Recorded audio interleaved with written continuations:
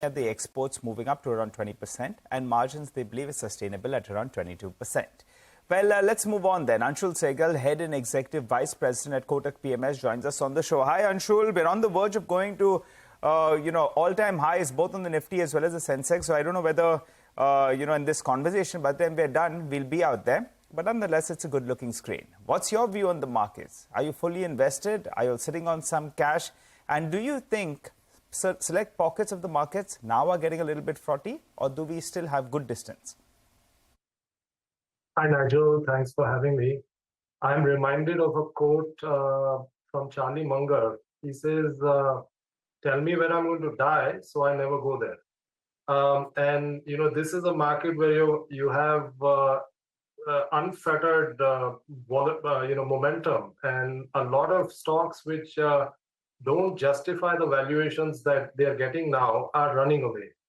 And it is a human tendency to actually chase and follow these names at any valuations. I would say that they would be well advised to actually stay away from chasing momentum. That is the broader investor community. And in a market like this, go for quality, go for liquid, large companies, if at all they need to deploy capital, and be slightly cautious on asset allocation in a market like this. Of course, I don't want to burst the bubble of this party, but I'm just saying that in times like this, it's always prudent to be slightly cautious. That's what we are at this moment. We are invested, but we are holding some cash, say around 5% cash at this time. And we will take this opportunity where the markets are rallying to take some monies off the table as and when we deem fit.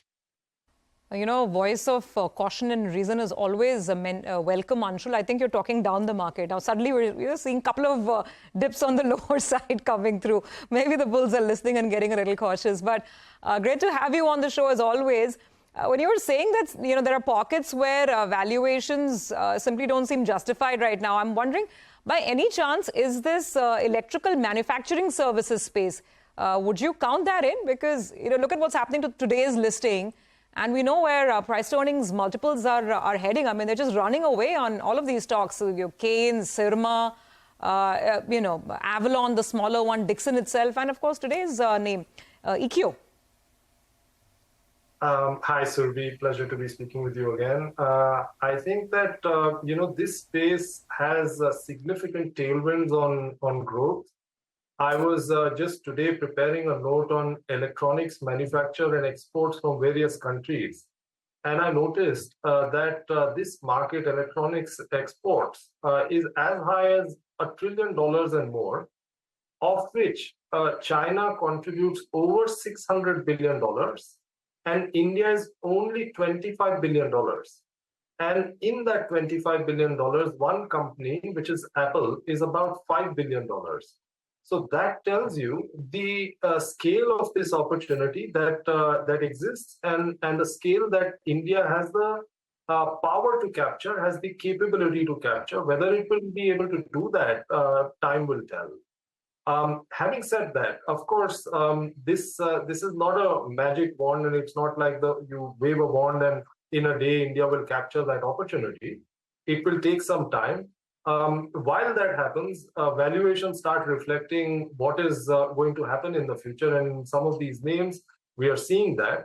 So with the kind of rally that one has seen in this space and the valuations that many of these names command today, I would tend to agree with you that one should be, not chasing momentum here, be a little cautious. Go for more credible plays, larger plays, and go for valuations which are relatively reasonable even today. In the same breath, I will mention that many of these names, particularly the ones that got listed earlier, those corrected between 30 and 50% in that period of 2021, towards the end of that period, until the start of this year. And some of those names have not revived still. So valuation comfort does exist, and which is why stock picking in this space is beneficial, if you contrast it with just buying this space overall. All right, Anshu, just hang in there. At the bottom of your screen, there are flashes with regards to Zee and Sony. The NCLT has deferred the hearing on Zee-Sony merger until June 26th. So another, can kick down the road. This merger has been facing some sort of issues ever since it was announced, as a result of which we have seen a bit of a decline in the Zee price from the highs as well. Still holding up mildly in the green because the hearing is just 10 days away. The important part is the announcement that came in from the SEBI earlier and what the company plans to do with regards to that. So that will be a bigger trigger to watch out for when it comes to Zee. For the market itself, you pointed out that it's good time to take some profits home, and it seems like there is some profit taking, especially in names which are hitting record highs from the FMCG pack. So Nestle has moved to the low point of trade.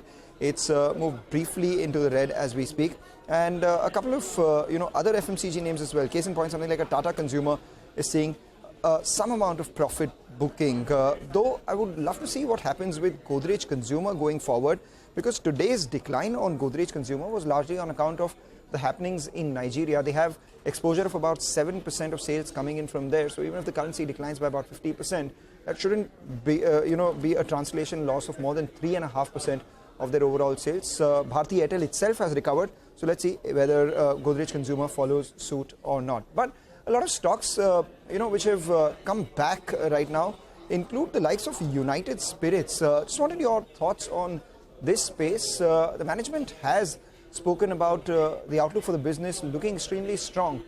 Your thoughts? I mean, it had been underperforming. Do you think the worst is behind United Spirits? Before I get to that question, I'll just go back to your initial comment, which is that you were serving pizzas in your office and you were bullying Yash, asking Nigel and Surabhi to come and have the pizzas, right? I must say both of them have no right to bully Yash for the reason that Nigel promised me a drink, which never came about, and Surabhi's promised me a cup of tea, which again never came about. So, oops. I'm happy to do the tea anytime. I think the drink, Nigel has to now sort this one out. Anshul, before the next interview, we're having a drink. Let's do that. I think next Friday after the bell. Sounds good. And let's support the price of United Spirits, Yeah, I mean, they seem to be getting their act together, have a new CEO. Looks like the marketing, the marketing arm of this business is actually going gangbusters. And this space in general has legs. This company has consolidated for a long period of time. If this company gets its act together, it's clearly the leader, and the market is waiting to jump in and buy into the name. That's in a quarter or two we'll get to see whether they're getting their act together or not. But it just looks like in terms of anecdotes that the company is moving in the right direction. All right, Anshul, thanks so much for stopping by. It was a bit of a euphoric phase as well for the markets. We're still holding in the green, and see you for a drink soon. I'll bring Surabhi along with me. She can sip on her tea, then you can decide which one you want to go in for. Thanks so much. Have a good weekend. Look forward. See you. All right. Well, time to slip into a short break. As always, on the other side, Nimesh is waiting for us. He'll tell us what's going on in dealing rooms in our special segment, D-Street Chatter. Post that, our technical experts will be back with us to tell us what to buy or sell for a reverse trade next week.